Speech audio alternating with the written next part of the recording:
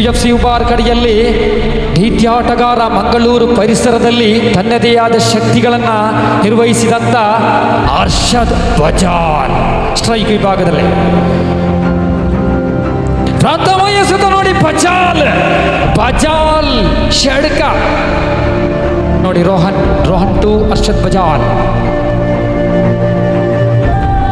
ಮತ್ತೆ ನೋಡಿ ಗುಡುತ್ತಾ ಇದ್ದಾನೆ ಈ ಬಜಾಲ್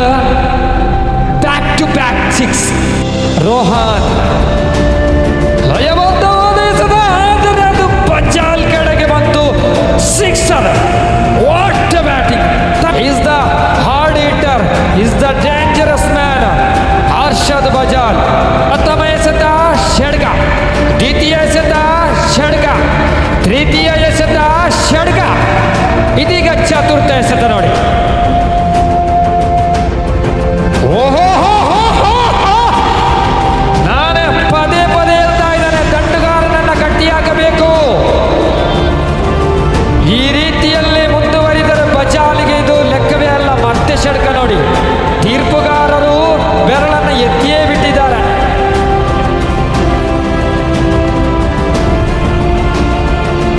ಬಜಾಲ್ ಅರ್ಷದ್ ಬಜಾಲ್ ಎಂಬ ಬಲಿಷ್ಠ ಆಟಗಾರನ ಉತ್ರಿಯನ್ನು ತೆಗೆಯುವುದು ಅದು ಕಷ್ಟ ಸಾಧ್ಯ ಕಾರಣ ಕೇರಳದ ಬಾಯಾರ್ ಎಂಬ ಪರಿಸರದಲ್ಲಿ ಕೇವಲ 4 ಓವರ್ನಲ್ಲಿ ಆಡಿದಂಥ ಎದುರಾಳಿ ತಂಡ 18 ಎಸೆತದಲ್ಲಿ 12 ಅಂಕವನ್ನು ಮಾಡಿತ್ತು ಆದರೆ ಅರ್ಷದ್ ಬಜಾಲ್ ಎಂಬ ಆಟಗಾರ ಬಂದು ಕೇವಲ 3 ಎಸೆತದಲ್ಲಿ ತಂಡಕ್ಕೆ ಆಸರೆಯಾದರು ಇದು ಅರ್ಷದ್ ಬಜಾಲ್ ಎಂಬ ಬಲಿಷ್ಠ ಆಟಗಾರನ ನೋಡಿ ಅರ್ಷದ್ ಬಜಾಲ್ ರವರೇ ನನ್ನ ಮಾತನ್ನು ಆಲಿಸಬೇಕಾಗಿದೆ ಒಂದು ವೇಳೆ 6 ಎಸೆತಕ್ಕೆ 6 ಷಡ್ಕ